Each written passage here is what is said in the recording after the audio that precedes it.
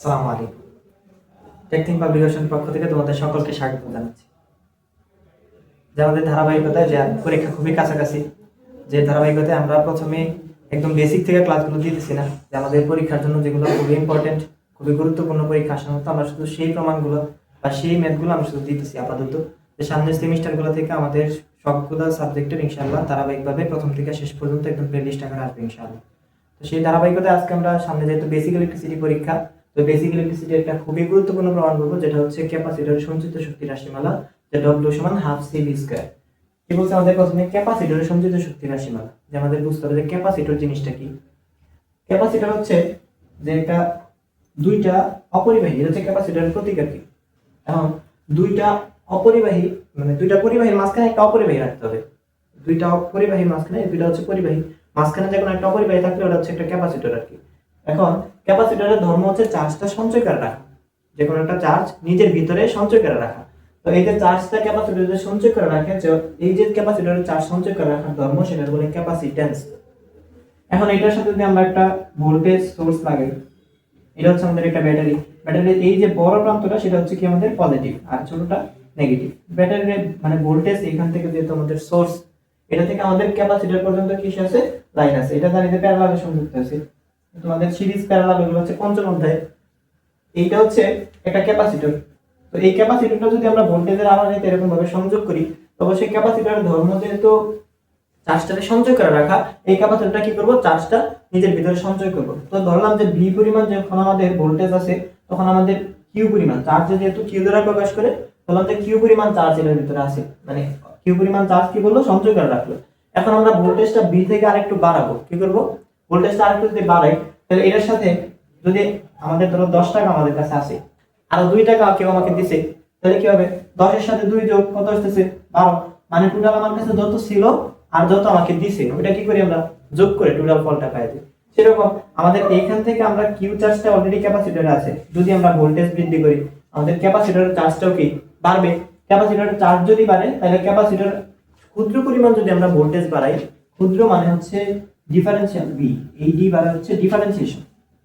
তোমাদের এই ডিফারেন্সিয়েশন আবার এই প্রমাণটা করতে যে ইন্টিগ্রেশন লাগবে, সেটা হচ্ছে তোমাদের ম্যাথ 2 তে, যারা সেকেন্ড সেমিস্টারে আছো, সেকেন্ড সেমিস্টারে হচ্ছে ম্যাথ 2 তে তোমরা পড়ছো, ম্যাথ 2 পরীক্ষা হয়েছে, তো তোমরা ইন্টিগ্রেশনও পড়ছো, ডিফারেন্সিয়েশনও পড়ছো। কিন্তু যারা ফার্স্ট সেমিস্টারে আছো, ফার্স্ট সেমিস্টারে তোমাদের ইন্টিগ্রেশন ডিফারেন্সিয়েশন সম্পর্কে কোনো তোমাদের বইয়ে কিছু নাই। তো এই জন্য তোমাদের এটা বুঝতে হয়তো অনেকের কষ্ট হইতে পারে, কিন্তু হ্যাঁ, বিশ্বাস রাখো যে এই পুরো ক্লাসটা যদি তুমি করো, তাহলে ইনশাআল্লাহ কোনো সমস্যা থাকবে না। ইন্টিগ্রেশনের মাত্র 2টা সূত্র তোমাকে এখানে পড়তে হবে। তো এর দ্বারাই তুমি কি করবা, যে সম্পূর্ণ প্রমাণটা একদম বুঝে করতে পারবা, মুখস্থ করার কোনো প্রয়োজন নাই। বই দেখবা খুব শর্টকাট করে দিছে, তো আমরা শর্টকাট করবো না, আমরা একদম বুঝে বুঝে প্রত্যেকটা লাইন একদম বুঝে বুঝে করবো ইনশাআল্লাহ। ঠিক আছে, এখন আমরা কি করলাম, ডিবি পরিমাণ মানে আমাদের ভোল্টেজটা কি অল্প পরিমাণ বাড়াইলাম। এই ডি মানে হচ্ছে ডিফারেন্সিয়েশন, যেটা হচ্ছে আমাদের ক্ষুদ্র, ডি দ্বারা কি বোঝায়, আমাদের ক্ষুদ্র। তাহলে ক্ষুদ্র পরিমাণ ভোল্টেজ যদি আমি এখানে বাড়াই, তো আমাদের চার্জটাও কি ক্ষুদ্র পরিমাণ বাড়বে। আর যদি ক্ষুদ্র পরিমাণ চার্জ বাড়ে, ওইটারে কি দ্বারা দিবে, ডিকিউ।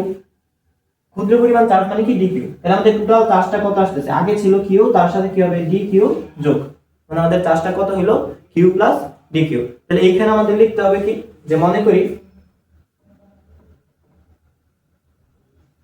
ক্যাপাসিটরে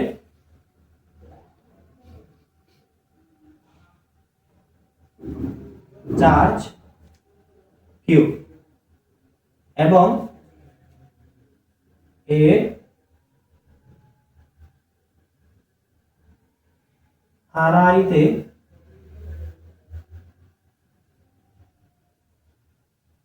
প্রয়োগকৃত ভোল্টেজ কত, ভোল্টেজ সমান কত, ভি। আমাদের প্রয়োগকৃত ভোল্টেজ কত, ভি। তো আমরা এই ক্যাপাসিটরের চার্জটা কি করলাম, বৃদ্ধি করলাম। ক্যাপাসিটরের চার্জ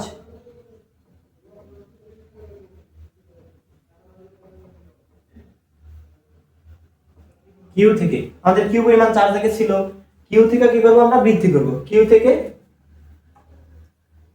ডি কিউ পরিমাণ বাড়াবো। কি পরিমাণ, ডি কিউ পরিমাণ, মানে অল্প পরিমাণ আমাদের বাড়লো। কিউ থেকে ডি কিউ পরিমাণ বাড়ালে, পরিমাণ বৃদ্ধি করলে,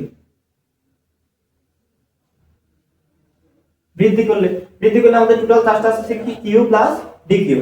তাহলে আমাদের আসছে কি, কিউ প্লাস বৃদ্ধি করলে মোট চার্জ, মোট চার্জ সমান কত কিউ প্লাস ডি কিউ।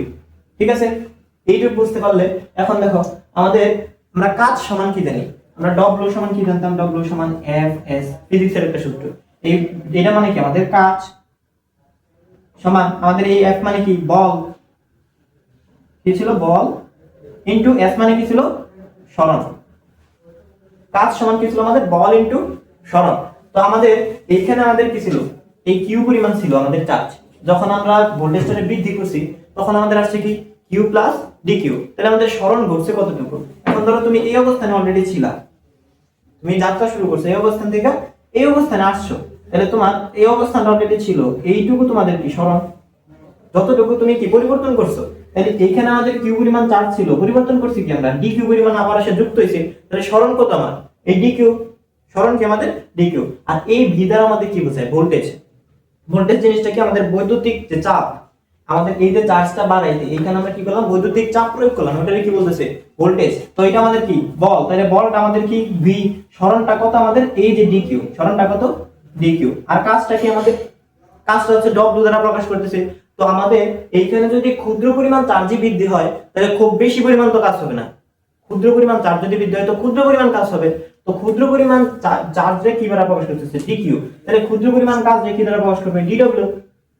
বুঝতে পারছো ইনশাআল্লাহ। তো আমাদের ডি ডব্লিউ যদি আমাদের ক্ষুদ্র পরিমাণ কাজ হয় তাহলে ক্ষুদ্র পরিমাণ চার্জ কি ডি কিউ, আর আমাদের এইখানে চাপটা কি বল, মানে বৈদ্যুতিক চাপটা কি আমাদের এখানে ভোল্টেজ। তো আমরা ওইখান থেকে কি লিখতে পারি,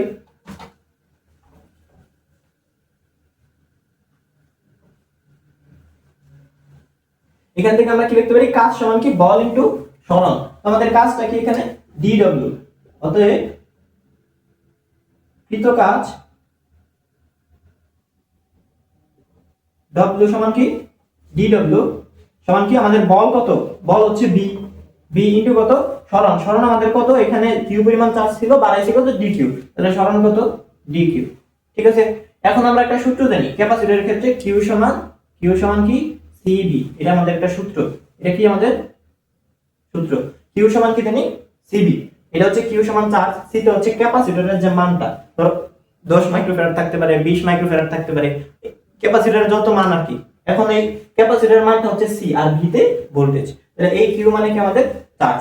এখন আমাদের কিউ সমান কি সিবি জানি, তাহলে আমাদের এই যে ডি কিউ সমান কি আসবে, এই ডি কিউ যদি বের করি ডি কিউ, আচ্ছা কিউ মানে কি চার্জ, এখানে যেহেতু ডি নাই তার মানে এটা কি তুলনামূলক বড়, আর ডি থাকলে মানে কি অনেক ছোট, মানে খুবই ক্ষুদ্র পরিমাণ, তাহলে ডি কিউ সমান আমাদের কি আসবে, এখানে সি মানে কি ক্যাপাসিটরের মান, ক্যাপাসিটরের মানটা আমাদের কি যে কোনো একটা মান অবশ্যই থাকবে, 10 ফ্যারাড বা 20 ফ্যারাড 20 মাইক্রোফ্যারাড এরকম থাকতে পারে। তো ওই মানটা তো আর চেঞ্জ হয় না, আমরা অল্প পরিমাণ চার্জ বাড়াইলে কি হয় আমাদের চার্জটা চেঞ্জ হয়, ভোল্টেজটা অল্প পরিমাণ বাড়াইতে হয়, কিন্তু আমাদের মানটা তো আর চেঞ্জ হয় না ক্যাপাসিটরে। তো আমাদের ক্যাপাসিটরের মানটা যা আছে তাই থাকলো, আমাদের এখানে ভোল্টেজটা চেঞ্জ হয়, ভোল্টেজটা কি করা লাগতেছে ডিবি পরিমাণ বাড়াই দিতেছে, মানে আমাদের এখানে যদি ভোল্টেজটা অল্প পরিমাণ বাড়ায় অল্প পরিমাণ চার্জের পরিবর্তন হইতেছে, তো আমাদের এইখানে কি ভোল্টেজটা কি করা লাগতেছে ডিবি পরিমাণ বাড়াইতে হইতেছে, তাহলে আমাদের ডি কিউ পরিমাণ চার্জ বাড়াইতে ডিবি পরিমাণ ভোল্টেজ বাড়াইতে হইতেছে, আর ক্যাপাসিটরটা একটু ক্যাপাসিটরের মান যা ছিল তাই। ঠিক আছে, তাহলে এই যে আমাদের ডি কিউ সমান আমরা কি পাইতেছি সিডিবি, না ডি কিউ সমান কি পাইতেছি সিডিবি। তো আমাদের এই যে ডি ডব্লিউ সমান এই যে এটা ছিল, এটা একটা সমীকরণ যদি দিয়ে রাখো তাহলে এখান থেকে লেখা যায় যে 1 নং সমীকরণ হতে 1 নং সমীকরণ হতে বা 1 নং সমীকরণে ডি কিউ এর মান বসিয়ে, ডি কিউ এর মান বসিয়ে 1 নং সমীকরণে যদি আমি ডি কিউ এর মানটা বসাই দিই তাহলে এই ডি কিউ এর জায়গায় কি বসবে এই যে সিডিবি, তাহলে সিডিবি টা আমাদের কি বসতেছে ডি কিউ পরিমাণ, এখানে আমাদের আছে কি ডি ডব্লিউ সমান ভি এর জায়গায় আমাদের ভি থাকতেছে, এই ডি কিউ এর জায়গায় আমাদের কি বলবো শুধু সিডিবি, তাহলে সিডিবি। ঠিক আছে, যা ছিল তাই লিখে দিলাম। এখন এটারে আমরা এই যে ডি মানে কি ক্ষুদ্র পরিমাণ, এখন এইটা আমাদের হিসাবের সুবিধার্থে বা আমাদের এইটা প্রমাণ করতে যে এখানে আমাদের কি করা লাগবে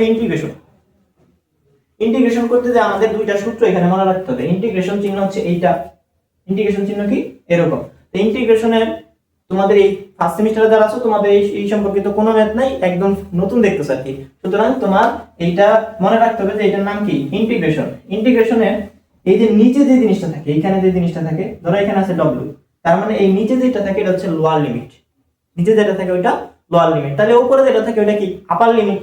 তাহলে এখানে ধরো যে 20 আছে, তাহলে ওটা কি আপার লিমিট।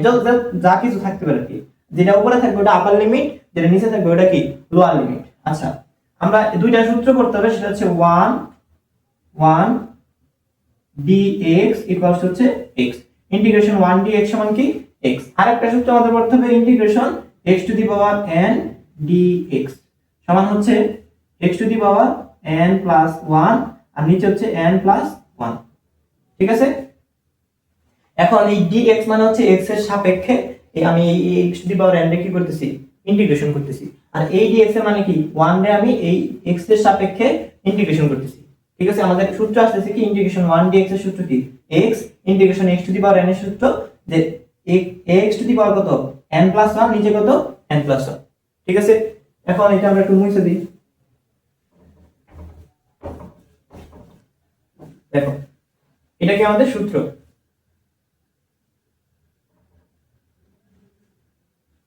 এখন দেখো এটা আমরা দুই পাশে কি করে দেব ইন্টিগ্রেশন করে দেব। ইন্টিগ্রেশনের বাংলা হচ্ছে যোগজীকরণ। কি নাম? যোগজীকরণ। এখন তুমি এখানে লিখতে পারো যে যোগজীকরণ করে পাই ইন্টিগ্রেশন কি ডি ডব্লিউ সমান এই পাশে আবার ইন্টিগ্রেশন কি বি সি ডি বি।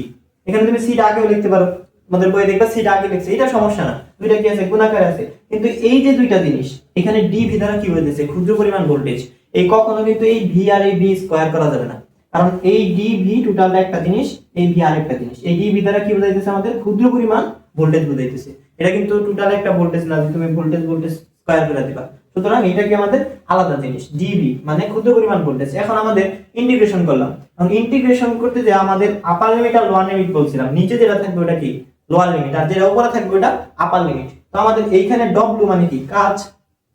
ধরো কোনো কাজ আমরা করলাম না, ধরো এখান থেকে যাত্রা শুরু করলাম, আমি পুরো টাঙ্গাইল ঘুরে এসে কি আবার এইখানে দাঁড়াইলাম, তাহলে আমাদের কোনো কাজ হয় নাই। ওইরকম ভাবে যদি আমাদের কোনো কাজ যদি না হয়, আমরা যদি ক্যাপাসিটরের চার্জটা বাড়াই তাহলে আমাদের কাজ হইতেছে না। তাহলে কাজ যদি না হয় আমাদের লোয়ার লিমিট কত 0, মানে যেটা আমাদের কোনো একদম সর্বনিম্ন ওটা হবে লোয়ার লিমিট, আর যেটা সর্বোচ্চ ওটা হবে আপার লিমিট। এখন আমরা যেটা আমাদের সর্বনিম্ন লোয়ার লিমিট কত বসাইলাম 0, সর্বোচ্চ কত হইতে পারে এখানে তো আমাদের কোনো মান দেওয়া নাই যে 10 জুল কাজ হয়েছে বা এরকম কিছু। সুতরাং আমাদের সর্বোচ্চ যদি কাজ হয়, কাজটা আমরা কি দ্বারা প্রকাশ করি ডব্লিউ দ্বারা, সুতরাং সর্বোচ্চ কাজ হইলে আমাদের ডব্লিউ পর্যন্ত হইতে পারে। আমাদের সর্বোচ্চটা আমরা আপার লিমিট, সর্বনিম্নটা কি লোয়ার লিমিট বসাইলাম। এইখানে আমাদের কি এখানে আমাদের ক্যাপাসিটরটা কি একটা ধ্রুবক মান।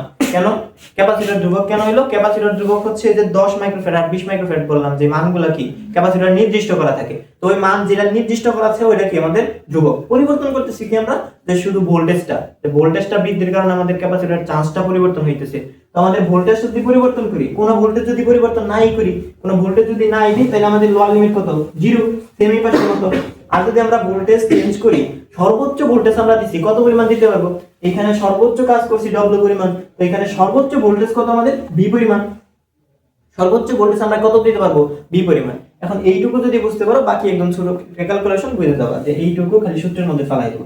এখন দেখো 1 dx ইন্টিগ্রেশন 1 dx এর সূত্র কি x। এখন বলতে পারো এখানে তো ভাই আপার লিমিট নাই লোয়ার লিমিট নাই, এখানে তো আছে, এখানে কি আছে আমাদের লোয়ার লিমিট আছে 0 আর আপার লিমিট আছে কত w। তো 1 dx আমরা লিমিটটা পরে দেখবো যে লিমিটটা কি করা লাগে। এখন কি আছে 1 dx সমান কত x।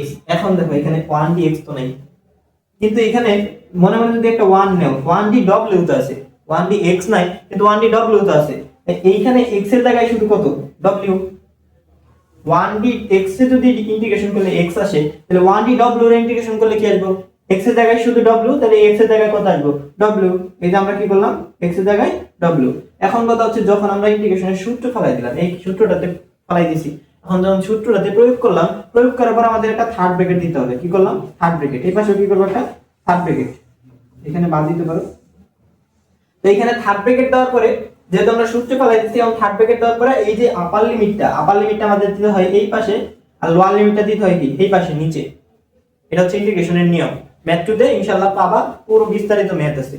তো এইবার আমাদের সমাধানের এই পাশের কাজ কি? সমাধানের এই পাশের কাজ হচ্ছে দেখো ইন্টিগ্রেশনের ভিতরে বা যে ডিফারেন্সিয়েশনের রেগুলার ভিতরে যদি কিছু আমাদের ধ্রুবক থাকে, ওই ধ্রুবক মানগুলো আমরা ইন্টিগ্রেশন করতে পারি না।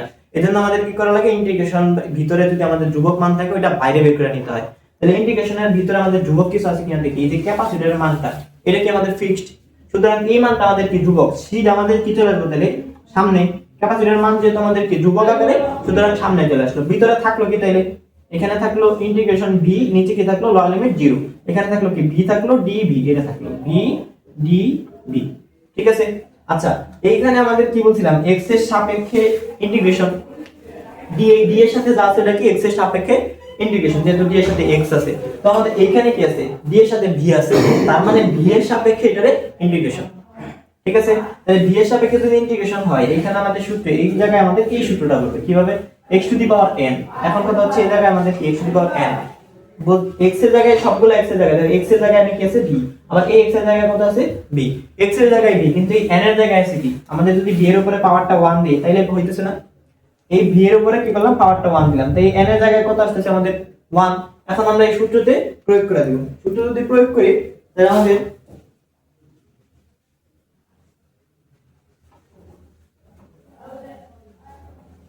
মুছে দেই,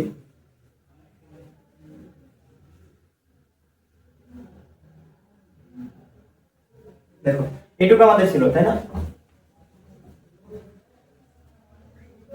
এখানে কি আছে w, আর এখানে আপার লিমিট এখানে লোয়ার লিমিট। এখন দেখো বা এই যে আমাদের এইটুকু সূত্র পালনের পরে আপার লিমিট আর লোয়ার লিমিটটা আছে, এই আপার লিমিটটা কি করব একবার, এই যে যেটা পরিবর্তনশীল এখানে wটা কি আমাদের কাজ পরিবর্তন হয়, সুতরাং এইখানে এটার জায়গায় এটা বসাই দিব, আপার লিমিটটা একবার এটাতে বসাইতে হবে, মাঝখানে একটা মাইনাস চিহ্ন, আবার লোয়ার লিমিটটা ওইটার জায়গায় বসাইতে হবে। আচ্ছা দেখি এইখানে w এর জায়গায় আমাদের আপার লিমিট কত আছে w, তাহলে এই w এর জায়গায় কি বসাবো w বসাবো, w এর জায়গায় w বসাইলাম, তারপরে কি বললাম মাঝখানে একটা মাইনাস, সূত্রের মাঝখানে একটা মাইনাস, তারপরে আমাদের এই যে আবার এইটার মধ্যে কি বসাইতে হবে, আমাদের লোয়ার লিমিটটা বসাই দিতে হবে, তাহলে w এর জায়গায় কি বসাবো 0, তাহলে w এর জায়গায় বসাইলাম 0, আমাদের এই পাশের কাজ শেষ।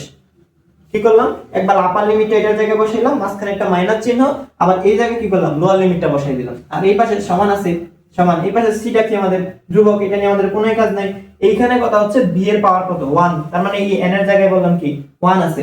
এখন আমাদের এই সূত্রতে এটা প্রয়োগ করে দেব, সূত্রতে প্রয়োগ করলে আমাদের কি এখানে নিচে কি আছে n + 1, n এর জায়গায় কত বললাম 1, সুতরাং 1 + 1 আসবে, n এর জায়গায় শুধু 1 প্লাস কত আছে 1 প্লাস 1, আর উপরে কত আছে, উপরে আছে x to the power n + 1, x মানে কত, এখানে দেখো তো এই x to the power n ছিল, এই জায়গায় d এর সাথে কি ছিল x ছিল, এখানে d এর সাথে কি আছে v আছে, এখানে v টু দি পাওয়ার 1 আছে, তার মানে যত জায়গায় x আছে তত জায়গায় কি আছে এখানে v আছে।